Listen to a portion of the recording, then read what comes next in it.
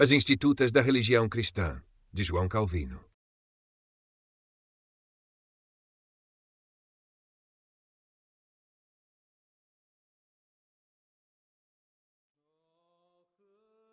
Livro 2, capítulo 1, seção 1 a livro 2, capítulo 2, seção 15. Livro 2 sobre o conhecimento de Deus, o Redentor em Cristo, que foi revelado primeiro aos pais sob a lei e desde então a nós no Evangelho. Capítulo 1. A queda e defeito de Adão, a causa da maldição imposta a toda a humanidade e de sua degeneração de sua condição primitiva, a doutrina do pecado original. Há muita razão no antigo adágio que recomenda fortemente ao homem o conhecimento de si mesmo, pois se é considerado vergonhoso ser ignorante sobre o que se refere à conduta da vida humana, a ignorância de nós mesmos é muito mais vergonhosa. O que nos faz, ao deliberar sobre assuntos importantes, tatear nosso caminho em obscuridade miserável ou até mesmo em total escuridão. Mas na medida em que a utilidade desse preceito exige, deve ser nossa cautela para não fazer uso descabido dele, como vemos que alguns filósofos fizeram. Pois enquanto exaltam o homem ao conhecimento de si mesmo, o fim que propõem é que ele não permaneça ignorante de sua própria dignidade e excelência, nem desejam que ele contemple em si mesmo algo além do que possa inchá-lo com confiança vã e inflá-lo com orgulho.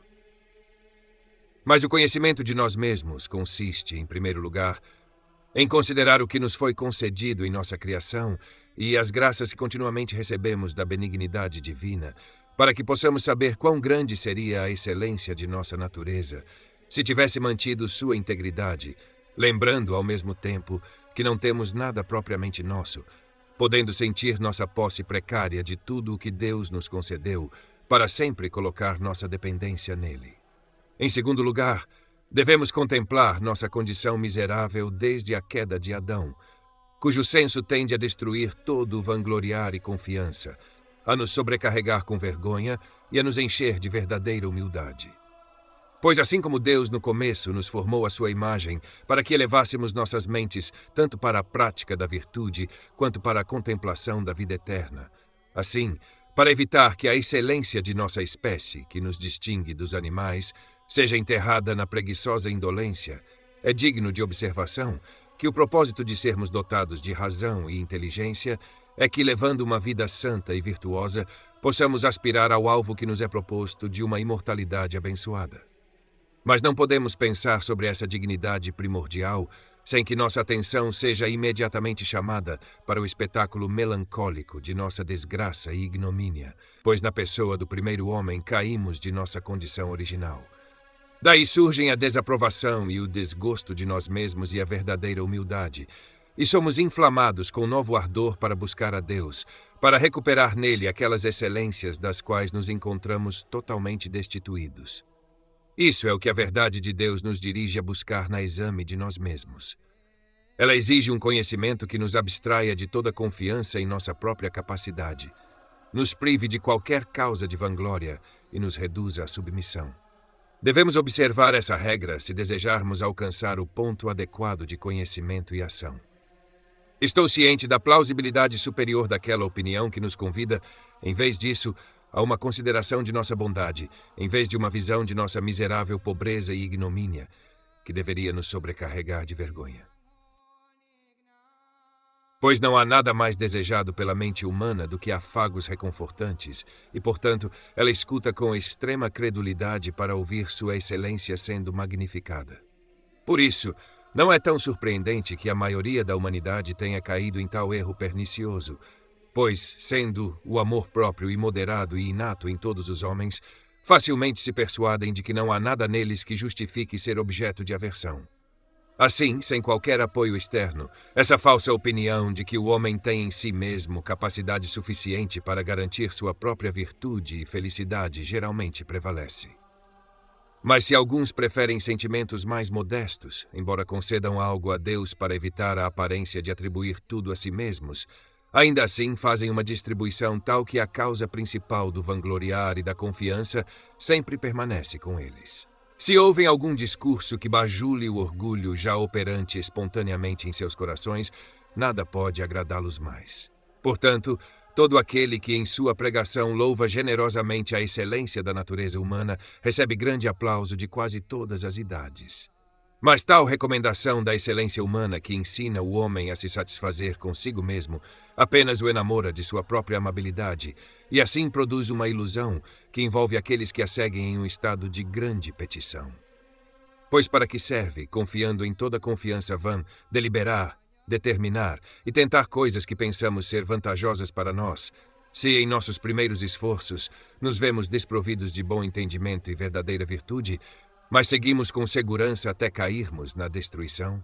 Mas esse deve ser o destino de todos aqueles que confiam na eficácia de sua própria virtude. Portanto, quem quer que preste atenção a tais mestres como nós, com uma mera exibição de nossas virtudes, não fará progresso no conhecimento de si mesmo, mas será absorvido pela ignorância mais perniciosa.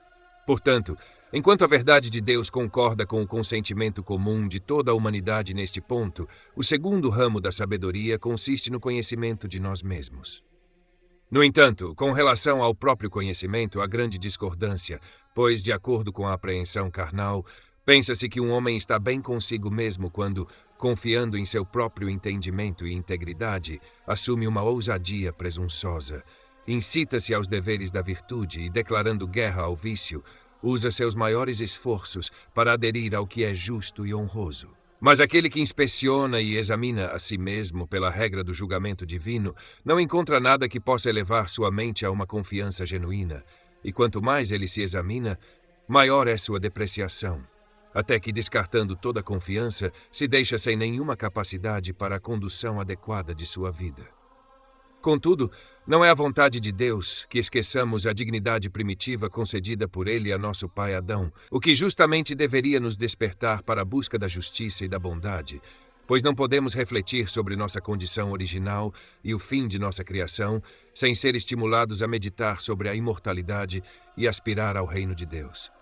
Mas essa reflexão está tão distante de nos exaltar com orgulho que, ao contrário, ela nos produz humildade.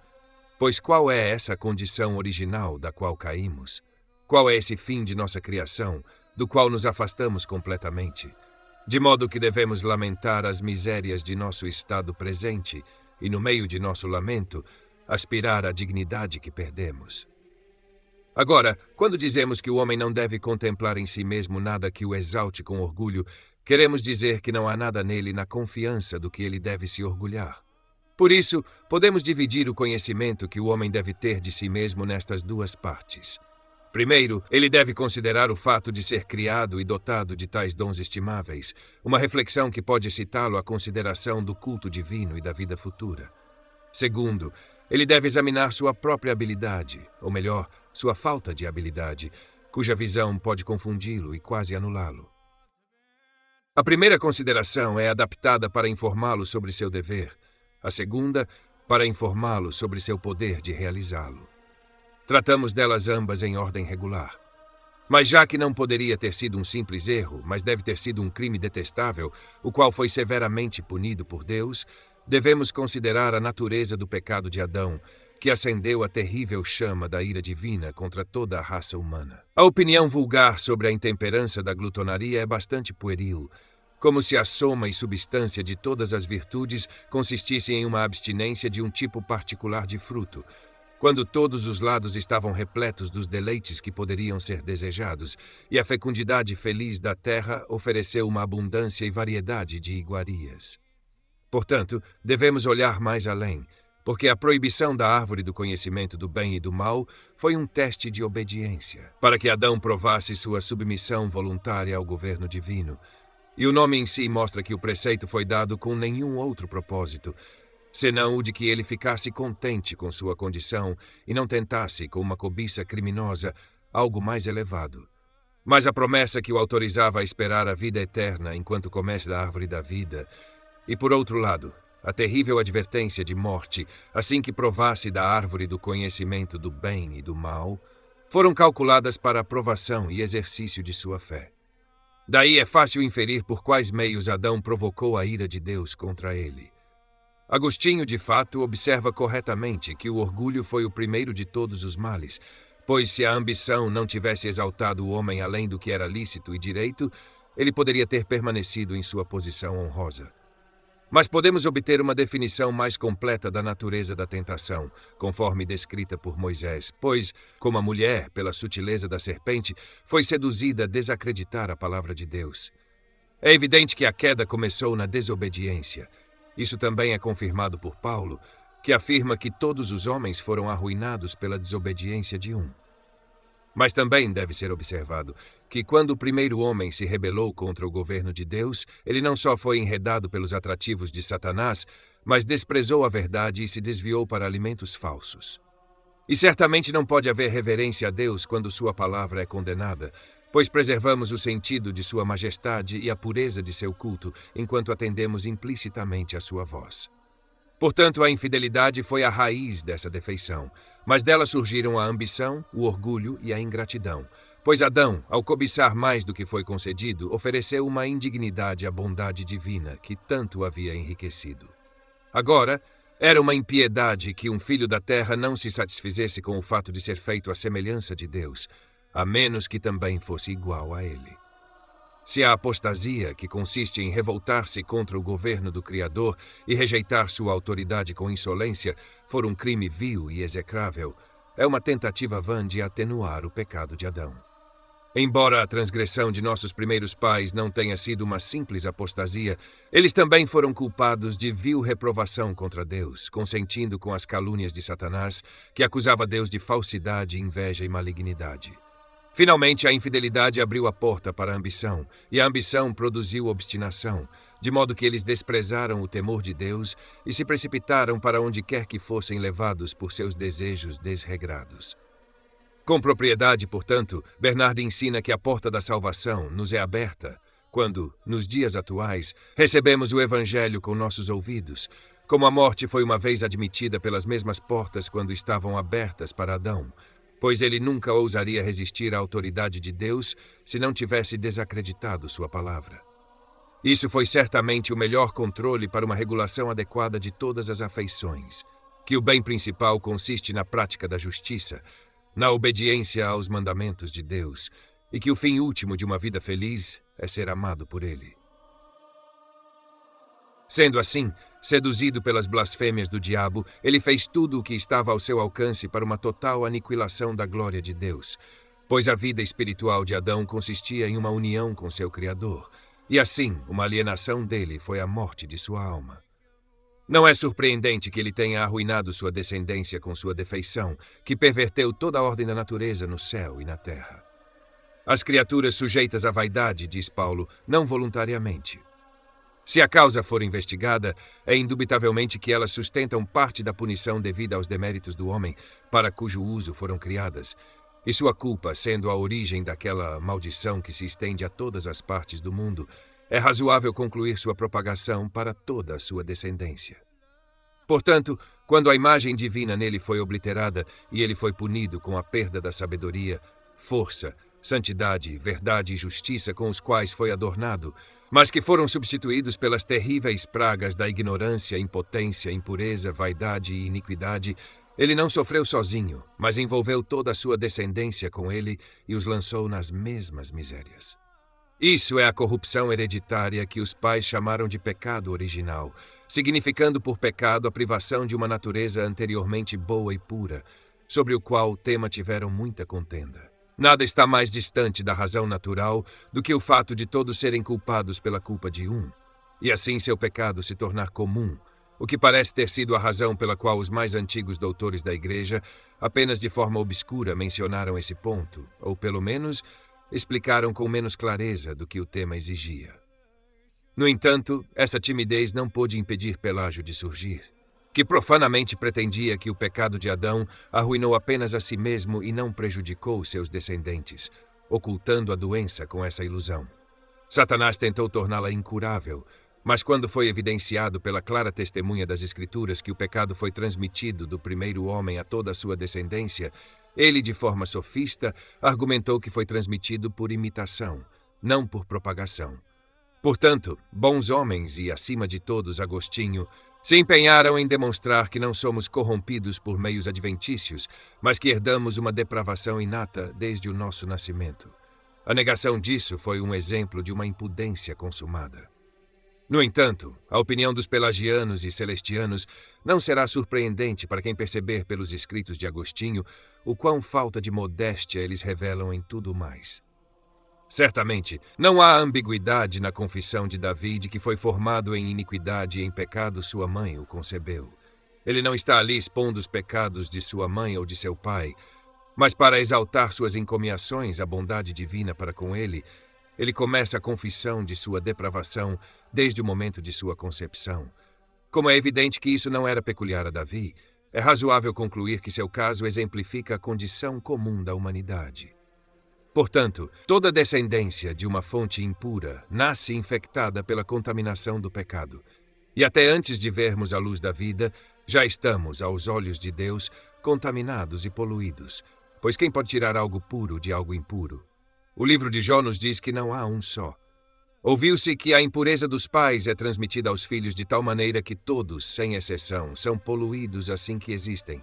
Mas não encontraremos a origem dessa poluição, a menos que ascendamos ao primeiro pai de todos nós, a fonte que envia todos os líquidos. Assim é certo que Adão não foi apenas o progenitor, mas, por assim dizer, a raiz da humanidade, e, portanto, toda a raça foi necessariamente viciada em Navlex. A explicação do apóstolo sobre essa corrupção é feita por meio de uma comparação entre Adão e Cristo. Ele diz que, assim como pelo pecado de um homem entrou o pecado no mundo e a morte pelo pecado, assim a morte passou a todos os homens, porque todos pecaram. Mas pela graça de Cristo, a justiça e a vida nos foram restauradas. O que responderiam os pelagianos, então, se o pecado de Adão fosse propagado por imitação? Recebemos, então, da justiça de Cristo apenas um exemplo para nossa imitação. Quem poderia suportar tal blasfêmia? Mas, se não se pode contestar que a justiça de Cristo é nossa por comunicação e vida, como sua consequência, é igualmente evidente que ambos foram perdidos em Adão, da mesma forma que foram recuperados em Cristo, e que o pecado e a morte foram introduzidos por Adão, da mesma forma que são abolidos por Cristo. Não há obscuridade na declaração de que muitos foram feitos justos pela obediência de Cristo, assim como foram feitos pecadores pela desobediência de Adão. Portanto, entre essas duas pessoas existe essa relação. Uma nos arruinou ao nos envolver em sua destruição. A outra, pela graça, nos restaurou para a salvação. Qualquer prova mais prolixa ou tediosa de uma verdade sustentada por evidências tão claras, creio, é desnecessária. Assim também, na primeira epístola aos Coríntios, com o intuito de confirmar os piedosos na confiança da ressurreição, ele mostra que a vida que havia sido perdida em Adão foi recuperada em Cristo. Aquele que afirma que todos estamos mortos em Adão, ao mesmo tempo declara claramente que estávamos implicados na culpa do pecado dele, pois nenhuma condenação poderia atingir aqueles que estivessem perfeitamente isentos de toda culpa de iniquidade. Seu significado não pode ser melhor compreendido do que pela relação do outro membro da sentença, onde ele nos informa que a esperança da vida é restaurada em Cristo, o que é bem conhecido, e só se realiza quando Cristo, por uma maravilhosa comunicação, transfunde em nós a virtude de sua justiça. Como também é dito em outro lugar, o Espírito é vida por causa da justiça. Portanto, não pode haver outra explicação para o fato de sermos considerados mortos em Adão, senão que sua transgressão não só procurou miséria e destruição para ele, mas também precipitou nossa natureza para uma destruição semelhante, e não pela culpa pessoal dele como indivíduo, o que não nos diz respeito, mas porque ele infectou todos os seus descendentes com a corrupção na qual havia caído. Caso contrário, não haveria verdade na afirmação de Paulo de que todos são, por natureza, filhos da ira, se não estivessem já sob a maldição, mesmo antes de seu nascimento. Agora, é facilmente inferido que nossa natureza é sua característica, não como foi criada por Deus, mas como foi viciada em Adão, porque seria irracional fazer de Deus o autor da morte. Adão, portanto, se corrompeu de tal maneira que a contaminação foi comunicada dele a toda a sua descendência. E Cristo, o juiz celestial, declara em termos mais inequívocos que todos nascem em um estado de depravação e corrupção, quando ensina que tudo o que nasce da carne é carne. E, portanto, a porta da vida está fechada para todos os que não foram regenerados.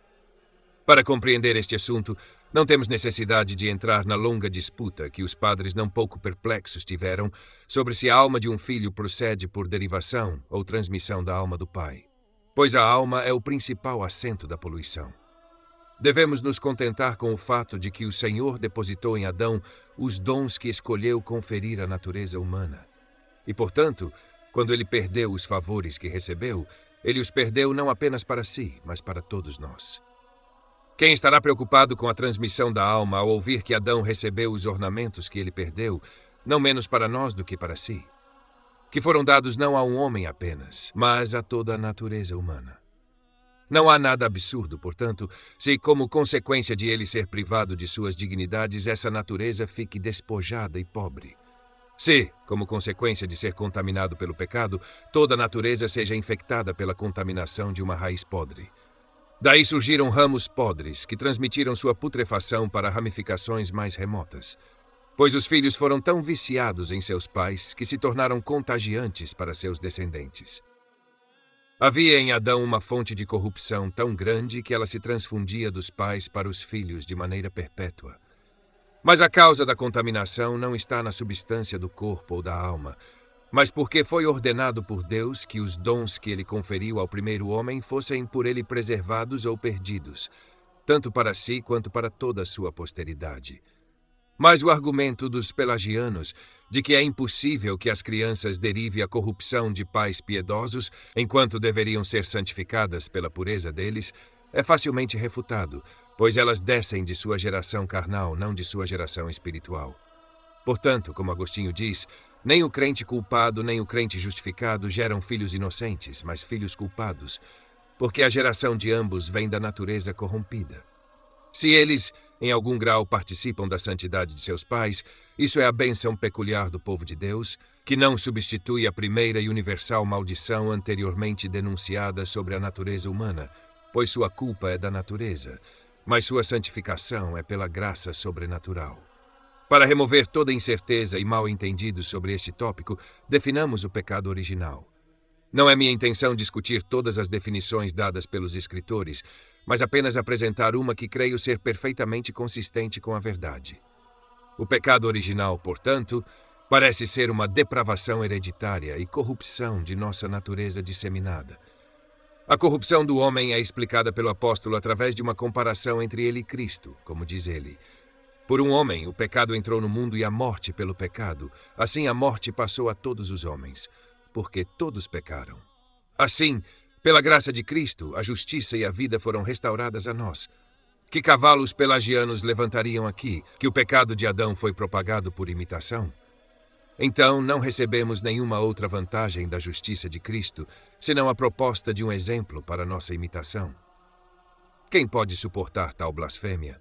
Mas, se não pode ser contestado que a justiça de Cristo é nossa por comunicação e vida como sua consequência, é igualmente evidente que ambos foram perdidos em Adão, da mesma maneira em que foram recuperados em Cristo, e que o pecado e a morte foram introduzidos por Adão, da mesma maneira em que são abolidos por Cristo. Não há obscuridade na declaração de que muitos são feitos justos pela obediência de Cristo, assim como foram feitos pecadores pela desobediência de Adão. E, portanto, entre essas duas pessoas, há essa relação. A primeira nos arruinou ao nos envolver em sua destruição, a outra, pela sua graça, nos restaurou a salvação. Qualquer prova mais prolixa ou tediosa de uma verdade apoiada por uma evidência tão clara, penso que é desnecessária. Assim também, na primeira epístola aos Coríntios, com o objetivo de confirmar os piedosos na confiança da ressurreição, ele mostra que a vida que havia sido perdida em Adão foi recuperada em Cristo. Aquele que declara que todos estão mortos em Adão, também declara claramente ao mesmo tempo que fomos implicados na culpa de seu pecado, pois nenhuma condenação poderia alcançar aqueles que estavam perfeitamente livres de toda acusação de iniquidade. Mas seu significado não pode ser melhor compreendido do que pela relação com o outro membro da sentença, onde ele nos informa que a esperança da vida é restaurada em Cristo. Mas isso é bem sabido de ser cumprido apenas quando Cristo, por uma comunicação maravilhosa, transfunde em nós a virtude de sua justiça, como é dito em outro lugar. O Espírito é vida por causa da justiça. Portanto, nenhuma outra explicação pode ser dada de nossa condição de mortos em Adão, senão que sua transgressão não apenas nos procurou miséria e ruína para ele mesmo, mas também precipitou nossa natureza em uma destruição semelhante, e não por sua culpa pessoal como indivíduo, o que não nos diz respeito, mas porque ele contaminou todos os seus descendentes com a corrupção na qual ele havia caído. Caso contrário, não haveria verdade na afirmação de Paulo de que todos são, por natureza, filhos da ira, se não tivessem já estado sob a maldição antes de seu nascimento. Agora, é facilmente inferido que nossa natureza é o seu caráter, não como foi criada por Deus, mas como foi viciada em Adão, porque seria irrazoável fazer de Deus o autor da morte.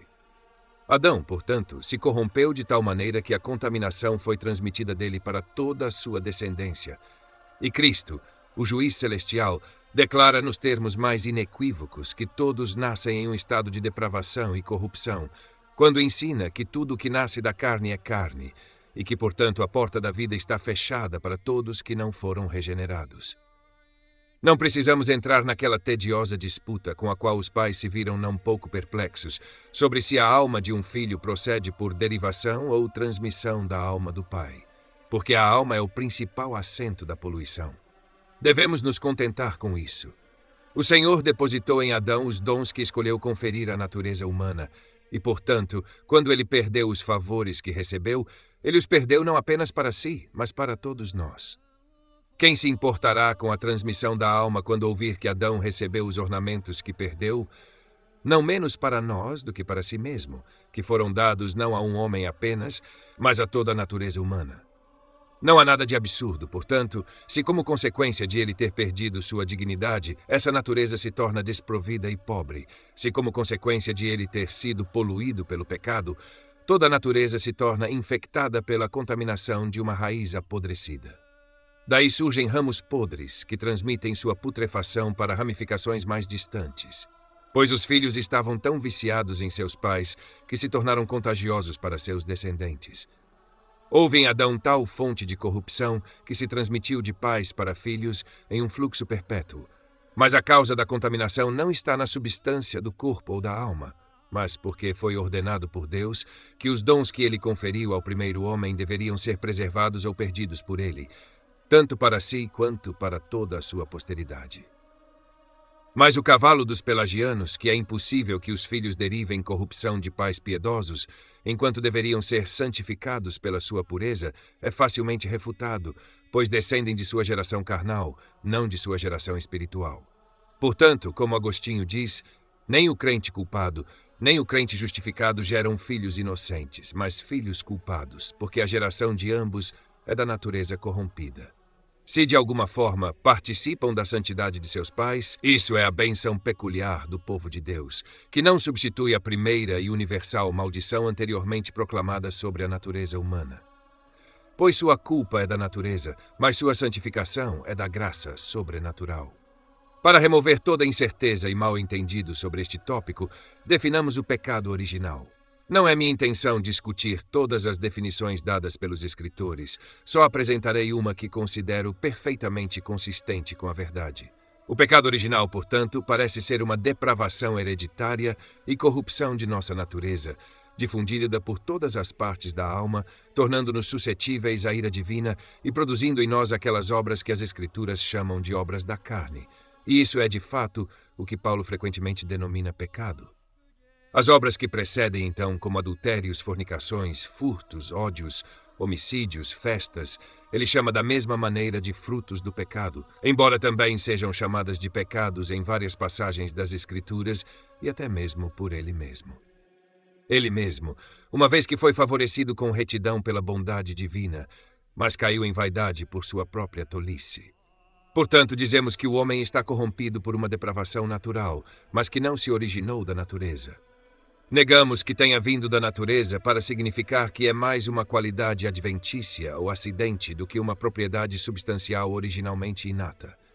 No entanto, chamamos de natural para que ninguém suponha que seja contraída por cada indivíduo devido ao hábito corrupto, visto que prevalece sobre todos por direito hereditário. E esta nossa representação não está sem autoridade, Pois pelo mesmo motivo o apóstolo diz que somos todos, por natureza, filhos da ira. Como poderia Deus, que se agrada de todas as suas obras mais humildes, se irar contra a mais nobre de todas as suas criaturas? Mas ele se ira mais com a corrupção de sua obra do que com a obra em si. Portanto, se em razão da corrupção da natureza humana, o homem é justamente considerado naturalmente abominável a Deus, ele também pode ser verdadeiramente dito como naturalmente depravado e corrupto.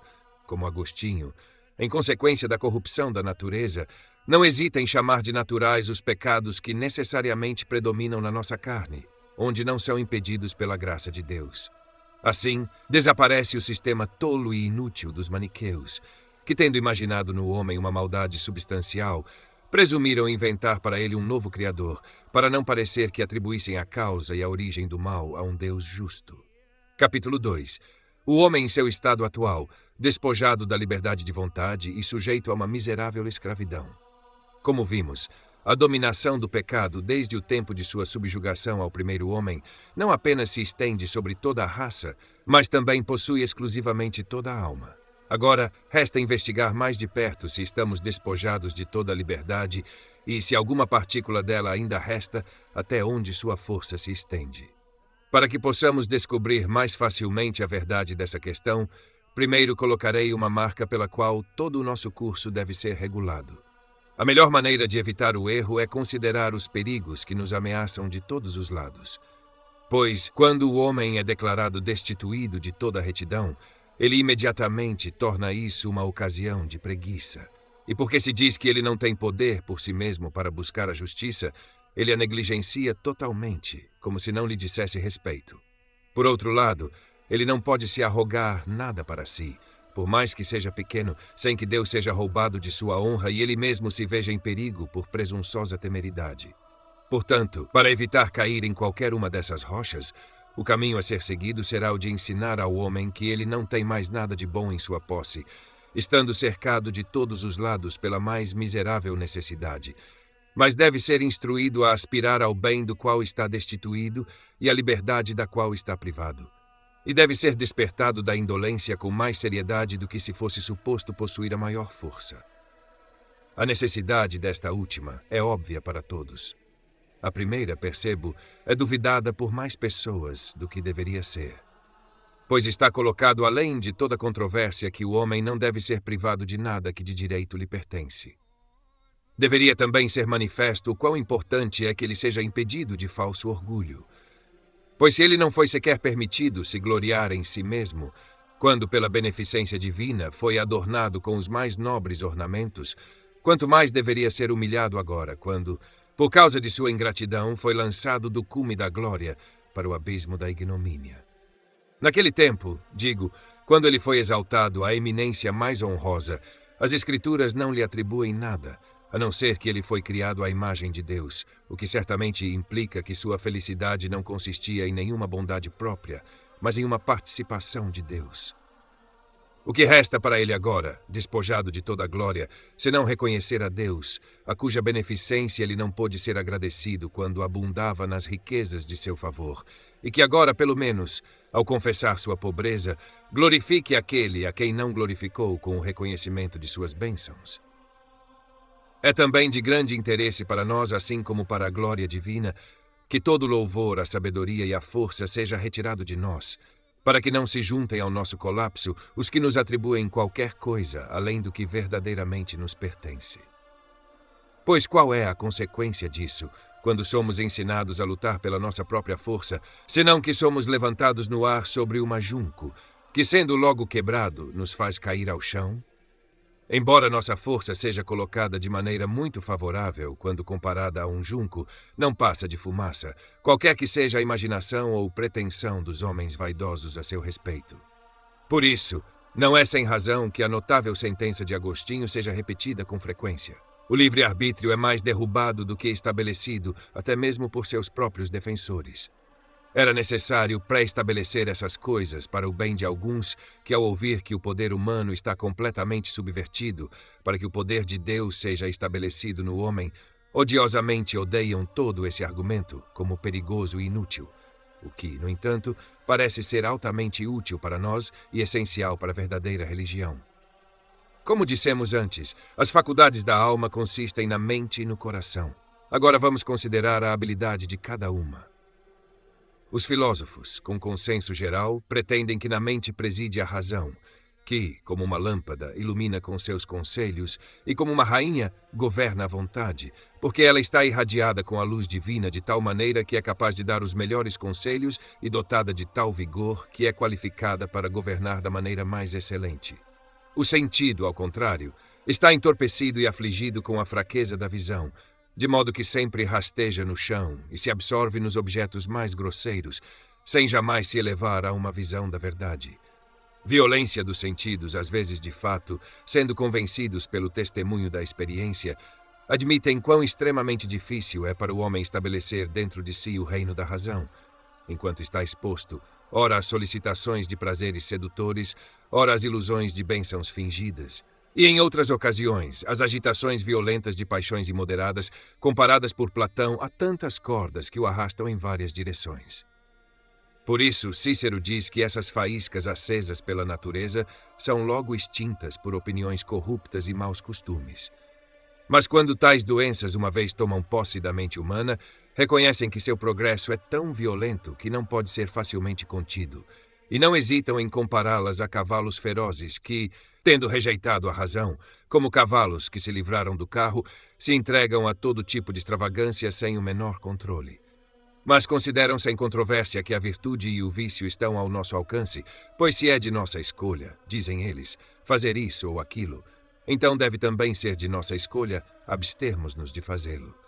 E por outro lado, se somos livres para nos abster, devemos também ser livres para fazer.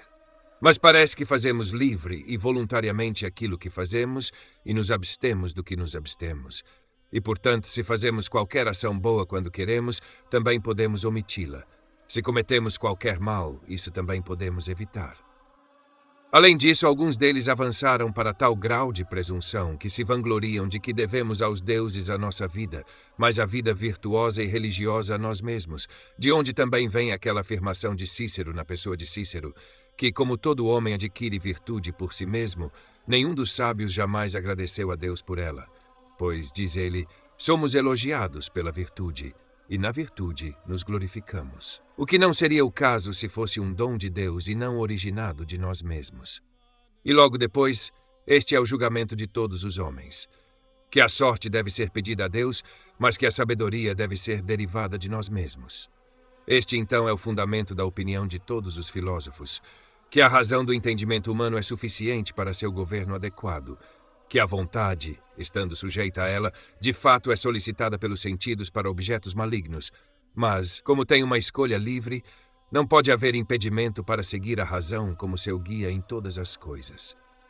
Entre os escritores eclesiásticos, embora não tenha havido um que não reconhecesse tanto que a razão humana está gravemente ferida pelo pecado, quanto que a vontade está muito embaraçada pela afeição corrupta, muitos deles seguiram os filósofos além do que seria certo. Os primeiros pais me parecem ter exaltado o poder humano assim por medo de que, se confessassem abertamente sua impotência, poderiam, em primeiro lugar, incorrer no desprezo dos filósofos com os quais estavam então discutindo, e, em segundo lugar, poderiam fornecer à carne, que é naturalmente muito torpe para tudo o que é bom, uma nova ocasião para a ociosidade. Para evitar proferir qualquer princípio que fosse considerado absurdo pela opinião comum dos homens, fizeram do seu estudo, portanto, encontrar um meio-termo entre a doutrina das Escrituras e os dogmas dos filósofos. No entanto, parece pelas suas palavras que eles consideravam principalmente a última consideração, para não deixar espaço para a ociosidade. Coston diz, visto que Deus colocou as coisas boas e más em nosso poder, ele nos deu liberdade de escolha e não constrange os unwilling, mas abraça os dispostos. Novamente, muitas vezes um homem mau, se quiser, é transformado em bom. E um bom se torna inativo e mau, porque Deus nos deu naturalmente um livre-arbítrio e não impõe nenhuma necessidade sobre nós. Mas, tendo providenciado remédios adequados, permite que o evento dependa inteiramente da mente do paciente. Ele havia dito antes que não pode ser inteiramente da assistência divina. É necessário também que tragam algo próprio. E esta é uma expressão muito familiar a ele. Trazemos o que é nosso, Deus suprirá o resto. conforme o qual Jerônimo diz que nos cabe começar e a Deus completar, que é nosso oferecer o que podemos e a Ele suprir nossas deficiências. Nessas sentenças, vemos que certamente atribuíram ao homem mais do que se poderia justificar em sua busca pela virtude, pois supunham ser impossível despertar nossa natureza mais elevada, senão argumentando que isso sozinho constitui nossa culpa. Mas com quanta destreza fizeram isso, veremos ao longo de nosso trabalho que as passagens que recitamos são extremamente errôneas. Primeiramente, eles concordam que a palavra arbitrium, vontade ou escolha, deve ser mais bem atribuída à razão, cuja função é discernir entre o bem e o mal, e que o epíteto livre pertence propriamente à faculdade da vontade, que é capaz de ser inclinada a qualquer um dos dois. Por isso, como a liberdade pertence propriamente à vontade, Tomás de Aquino diz que seria uma excelente definição se a livre vontade fosse chamada de um poder eletivo, que, composto de entendimento e apetite, tende mais para o apetite. Vemos então onde eles representam o poder da livre vontade, ou seja, na razão e na vontade. Agora resta brevemente investigar quanto eles atribuem respectivamente a cada uma. As coisas comuns e externas, que não pertencem ao reino de Deus, geralmente são consideradas sujeitas à livre determinação do homem, mas a verdadeira justiça referem à graça especial de Deus e à regeneração espiritual.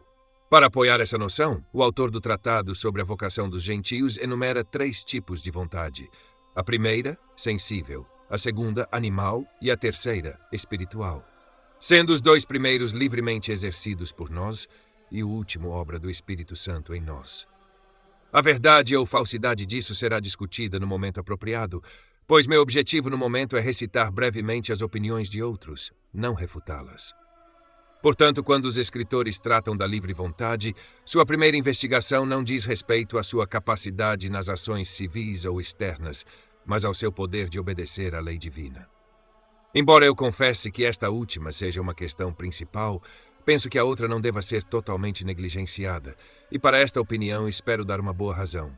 Mas uma distinção prevaleceu nas escolas que enumera 3 tipos de liberdade. A primeira, liberdade da necessidade; a segunda, liberdade do pecado; a terceira, liberdade da miséria, sendo a primeira naturalmente inerente ao homem, de modo que nada pode privá-lo dela.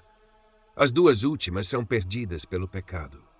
Aceito prontamente esta distinção, exceto que ela confunde indevidamente a necessidade com a coação, e a grande diferença entre essas coisas, com a necessidade de ser considerada, aparecerá em outro lugar. Aceitando isso, ficará além de toda dúvida que o homem não possui a livre vontade para boas obras, a menos que seja assistido pela graça, e essa graça especial que é concedida apenas aos eleitos na regeneração. Não me detenho em observar aqueles fanáticos que afirmam que a graça é oferecida igualmente e de forma indiscriminada a todos, mas ainda não aparece se ele está totalmente privado do poder de fazer o bem, ou se ainda possui algum poder, embora pequeno e fraco, que por si só não pode fazer nada. Mas com a assistência da graça também cumpre sua parte. Lombardo, a fim de estabelecer essa noção, nos informa que 2 tipos de graça são necessários para qualificar-nos para a realização de boas obras. Uma ele chama de operativa, pela qual queremos eficazmente o que é bom, e a outra, cooperativa, que assiste como auxiliar de uma boa vontade. Essa divisão me desagrada porque, ao atribuir ao homem o desejo eficaz do que é bom pela graça de Deus, ele insinua que o homem tem por sua própria natureza desejos antecedentes, embora ineficazes pelo que é bom, como Bernardio afirma que uma boa vontade é obra de Deus, mas ainda permite que o homem seja impulsionado a desejar tal boa vontade. Mas isso está bem distante do significado de Agostinho, de quem, no entanto, Lombardo teria emprestado essa divisão. A segunda parte me ofende pela sua ambiguidade, que produziu uma interpretação muito errônea, pois supõe que cooperamos com o segundo tipo de graça divina porque temos em nosso poder ou frustrar o primeiro tipo, rejeitando-o ou confirmá-lo pela nossa obediência a ele. O autor do Tratado sobre a Vocação dos Gentios expressa da seguinte maneira: aqueles que têm o uso da razão e do julgamento estão livres para se afastar da graça, para que possam ser recompensados por não tê-la rejeitado. E o que é impossível sem a cooperação do Espírito pode ser imputado aos seus méritos, pelos quais sua vontade poderia tê-lo impedido. Essas duas coisas julguei apropriado observar enquanto prosseguia, para que o leitor perceba o quanto discordo dos sons dos escolásticos, pois discordo consideravelmente mais dos sofistas posteriores, que se afastaram muito mais do julgamento da antiguidade. No entanto, entendemos com esta divisão em que sentido atribuem a livre vontade ao homem, pois Lombardo, por fim, pronuncia que não possuímos a livre vontade, porque temos igual poder de fazer ou pensar tanto bem quanto o mal, mas somente porque estamos livres de constrangimento, e essa liberdade não é diminuída, embora sejamos corrompidos e escravos do pecado, incapazes de fazer qualquer coisa além do pecado.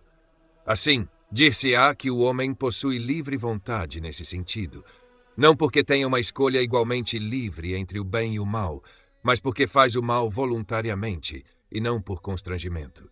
Isso é de fato muito verdadeiro, mas que fim poderia ter adornar algo tão diminuto com um título tão soberbo, liberdade de fato, se o homem não for compelido a servir ao pecado? Mas ainda assim é tal escravo voluntário que sua vontade é mantida cativa pelos grilhões do pecado.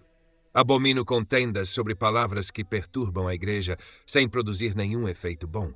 Mas penso que devemos religiosamente evitar palavras que signifiquem qualquer absurdo, especialmente quando levam a erro pernicioso. Quantos há que, quando ouvem falar da livre vontade atribuída ao homem, não concebem imediatamente que ele tem soberania sobre sua própria mente e vontade, e é capaz, por seu poder inato, de se inclinar a qualquer coisa que desejar? Essas expressões serão removidas se o povo for devidamente informado sobre seu significado. Mas, ao contrário, a mente humana é naturalmente tão inclinada à falsidade que ela absorverá o erro de uma única expressão mais facilmente do que a verdade de uma longa oração, do que temos uma experiência mais certa do que poderia ser desejado. Neste exato termo, por negligenciar a explicação dos pais, quase todos os seus sucessos foram atraídos para uma fatal autoconfiança, ao aderirem ao significado original e adequado da palavra. Mas se considerarmos a autoridade dos pais, embora eles tenham o termo continuamente em suas bocas, ao mesmo tempo declaram com que extensão de significado o utilizam. Primeiro de tudo, Agostinho, que não hesita em chamar a vontade de escrava, expressa seu desagrado em um lugar contra aqueles que negam a livre vontade, mas declara a razão principal disso, quando diz que nenhum homem ouse negar a liberdade da vontade de forma a desejar desculpar o pecado. Em outro lugar, ele confessa claramente que a vontade humana não é livre sem o espírito, pois está sujeita às suas luxúrias, pelas quais é conquistada e aprisionada. Novamente, que quando a vontade foi dominada pelo pecado em que caiu, a natureza começou a ser destituída de liberdade. Novamente, que o homem, tendo feito um uso errado de sua livre vontade, perdeu tanto ela quanto a si mesmo. Novamente, que a livre vontade está em um estado de cativeiro, de modo que não pode fazer nada para a justiça. Novamente, que a vontade não pode ser livre, que não tenha sido libertada pela graça divina. Novamente, que a justiça divina não se cumpre enquanto a lei ordena e o homem age de sua própria força, mas quando o Espírito assiste e a vontade humana obedece não como sendo livre, mas como sendo libertada por Deus, e ele atribui brevemente a causa de tudo isso quando em outro lugar nos diz que o homem em sua criação recebeu grande força de livre vontade, mas a perdeu pelo pecado. Portanto, tendo mostrado que a livre vontade é resultado da graça, ele censura severamente aqueles que arrogam para si mesmos sem a graça. Como então, diz ele, os miseráveis homens ousem se orgulhar da livre vontade antes de serem libertados ou de sua própria força quando já foram libertados, e não consideram que o termo livre vontade significa liberdade, mas onde está o Espírito do Senhor, aí está a liberdade. Se, portanto, são escravos do pecado, por que se orgulham da livre vontade? Pois aquele de quem o homem é vencido, a esse é ele trazido em cativeiro. Mas se foram libertados, por que se orgulham como se fosse obra sua? Eles tão livres a ponto de se recusar a ser servos daquele que diz, sem mim nada podeis fazer? Além disso, em outro lugar, ele também parece desconsiderar o uso dessa expressão quando diz que a vontade é livre, mas não libertada, livre da justiça, escravizada ao pecado. Esse sentimento ele também repete e aplica em outro lugar, onde sustenta que o homem não é livre da justiça, mas pela escolha de sua vontade, e que ele não é feito livre do pecado, mas pela graça do Salvador. Aquele que declara que a liberdade humana não é nada além de uma emancipação ou manumissão da justiça, evidentemente expõe isso ao ridículo, como um termo sem sentido. Portanto, se algum homem se permitir o uso deste termo sem nenhum significado errado, não será perturbado por mim a esse respeito, mas porque penso que não pode ser mantido sem grande perigo e que, ao contrário, sua abolição seria muito benéfica para a Igreja. Não o usarei eu mesmo, nem desejarei que seja usado por outros que possam consultar minha opinião. Talvez eu possa ser considerado por ter criado um grande prejuízo contra mim mesma ao confessar que todos os escritores eclesiásticos, exceto Agostinho, trataram deste assunto com tantas ambiguidades ou variações que nada certo pode ser aprendido de seus escritos, pois alguns interpretarão isso como se eu pretendesse privá-los do direito de dar seus votos, porque suas opiniões são todas adversas à minha. Mas meu objetivo não foi outro senão simplesmente e fielmente consultar o benefício das mentes piedosas, que, se esperarem para descobrir os sentimentos dos pais sobre este assunto, flutuarão em perpétua incerteza. Às vezes ensinam que o homem despojado de toda a força de livre vontade deve recorrer somente à graça. Em outra ocasião, ou fornecem ou parecem fornecer-lhe uma armadura naturalmente sua, mas que, em meio a toda essa ambiguidade de expressão, estimando a força do homem como pouca ou nenhuma, atribuíram o louvor de tudo o que é bom inteiramente ao Espírito Santo. Não é difícil provar isso se eu introduzir alguns trechos deles, nos quais esse sentimento é claramente mantido, pois qual é o significado daquela afirmação de Cipriano, tão frequentemente celebrada por Agostinho, de que não devemos nos gloriar de nada, pois nada temos de nosso, mas que o homem, completamente empobrecido em si mesmo, deve aprender a depender inteiramente de Deus? Qual é o significado dessa observação de Agostinho e o Curas, quando representam Cristo como a árvore da vida, a quem estender a mão viverá, e a livre vontade como a árvore do conhecimento do bem e do mal, e dizem que quem abandona a graça de Deus e dela prova morrerá? Qual é o significado da afirmação de Crisóstomo de que todo homem por natureza não é apenas um pecador, mas completamente pecado? Se não tivermos uma boa qualidade, se de sua cabeça aos pés o homem for inteiramente pecado, se é errado até tentar até onde se estende o poder da vontade, como então pode ser certo dividir o louvor de uma boa obra entre Deus e o homem?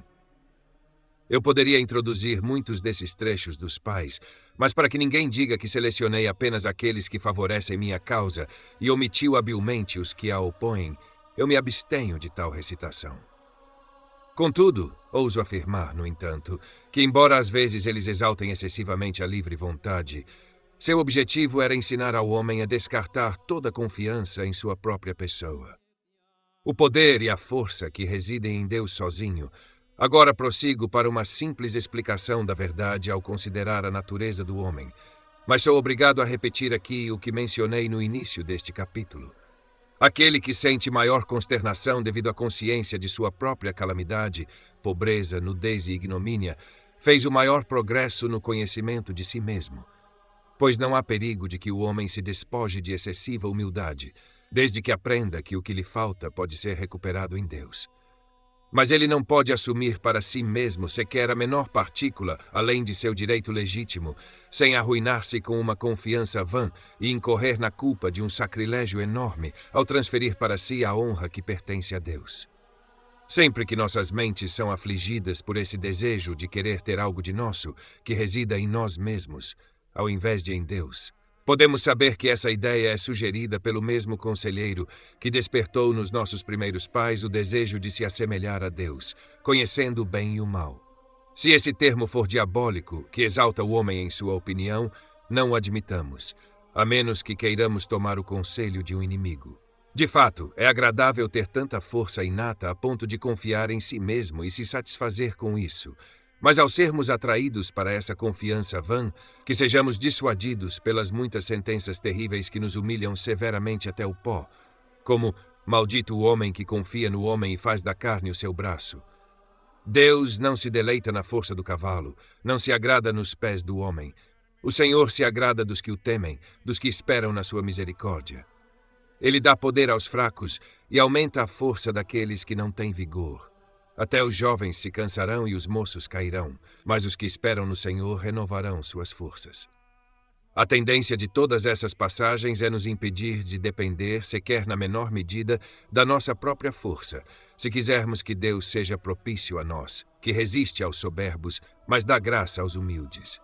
Então, lembremos dessas promessas. Derramarei água sobre o sedento e rios sobre a terra seca.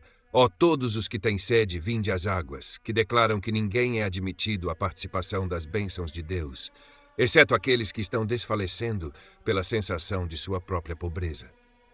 Não devemos ignorar promessas como a de Isaías. O sol não será mais tua luz de dia, nem para brilho te alumiará a lua, mas o Senhor será para ti uma luz eterna. Certamente o Senhor não priva seus servos do esplendor do sol ou da lua, mas porque ele se manifestará exclusivamente glorioso neles, ele afasta sua confiança de uma grande distância, até mesmo daquilo que, na sua opinião, são as coisas mais excelentes. Sempre estive, de fato, extremamente satisfeito com essa observação de Crisóstomo de que a humildade é a base de nossa filosofia, mas ainda mais com esta de Agostinho. Como um orador, ele diz, quando interrogado sobre qual é a primeira coisa nas regras da eloquência, respondeu, a pronúncia. E quando interrogado separadamente sobre qual era a segunda e a terceira, deu a mesma resposta. Assim, se alguém me interpelasse sobre as regras da religião cristã, a primeira, a segunda e a terceira, sempre responderia, a humildade. Agora, ele não considera humildade quando um homem consciente de algum pequeno poder abstém-se do orgulho e da arrogância, mas quando ele sente verdadeiramente sua condição como tal, que não tem outro refúgio senão na humildade, como ele declara em outro lugar. Que ninguém, diz ele, se engane pensando que tem algo de si mesmo. Ele é um diabo. Toda benção que ele desfruta é apenas de Deus. Pois o que você tem de próprio, senão o pecado? Tome para si o pecado que é seu, pois a justiça pertence a Deus. Então, por que os homens presumem tanto sobre a habilidade da natureza? Está ferida, mutilada, angustiada e arruinada. Ela precisa de uma verdadeira confissão, não de uma falsa defesa. Quando todos sabem que em si mesmos não são nada e que não podem se ajudar, os braços estão quebrados dentro deles e as contendas cessaram. Mas é necessário que todas as armas da impiedade sejam quebradas em pedaços e consumidas, para que você permaneça desarmado e não tenha ajuda em si mesmo. Quanto maior sua fraqueza, mais o Senhor o assiste. Assim, no 70 do Salmo, ele nos proíbe de lembrar de nossa própria justiça, para que possamos conhecer a justiça de Deus, e mostra que Deus recomenda tanto sua graça a nós, que devemos saber que não somos nada e dependemos totalmente da misericórdia divina, sendo de nós mesmos inteiramente maus. Aqui, portanto, não devemos contender com Deus acerca de nosso direito, como se o que é atribuído a ele fosse retirado de nosso bem-estar, pois assim como nossa humildade é a exaltação dele, a confissão de nossa humildade tem um remédio imediato em sua compaixão.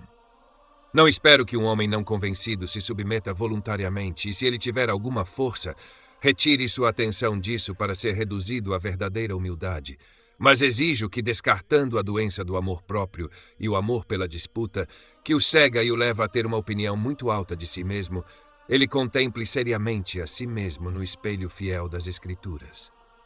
E, de fato, muito aprovo essa observação comum que foi emprestada de Agostinho, de que os talentos naturais no homem foram corrompidos pelo pecado, mas que dos sobrenaturais ele foi completamente privado, pois por estes se entende tanto a luz da fé quanto a justiça, que seriam suficientes para alcançar uma vida celestial e felicidade eterna. Portanto, quando ele se rebelou contra o governo divino, foi ao mesmo tempo privado daquelas dádivas sobrenaturais que lhe haviam sido dadas para a esperança da salvação eterna. Daí segue-se que ele foi exilado do reino de Deus, de tal maneira que todos os afetos relacionados à vida feliz da alma também foram extintos nele, até que os recupere pela graça da regeneração. Tais são a fé, o amor a Deus, a caridade para com o próximo e o apego à santidade e justiça. Todas essas coisas restauradas por Cristo são consideradas adventícias e preternaturais, e por isso concluímos que haviam sido perdidas. Novamente, a sanidade da mente e a retidão do coração também foram destruídas, e essa é a corrupção dos talentos naturais, Pois, embora retenhamos uma parte do entendimento e julgamento junto com a vontade, não podemos dizer que nossa mente é perfeita e sã, pois é oprimida pela debilidade e imersa em profunda escuridão, e a depravação da nossa vontade é suficientemente conhecida, razão pela qual o homem distingue entre o bem e o mal. Um talento natural não poderia ser totalmente destruído, mas é em parte debilitado, em parte desviado. Para que exiba nada além de deformidade e ruína, nesse sentido, João diz que a luz ainda brilha nas trevas, mas que as trevas não a compreendem. Nessa passagem, ambas as ideias estão claramente expressas, que algumas fagulhas continuam a brilhar na natureza humana, mesmo em seu estado corrupto e degenerado, o que prova que o homem é uma criatura racional e diferente do bruto, porque é dotado de entendimento, e ainda assim, essa luz é abafada por tanta ignorância que não pode agir com nenhum grau de eficácia. Assim, a vontade, sendo inseparável da natureza humana, não é aniquilada, mas é cativada por desejos depravados e desordenados, de modo que não pode aspirar a nada que seja bom.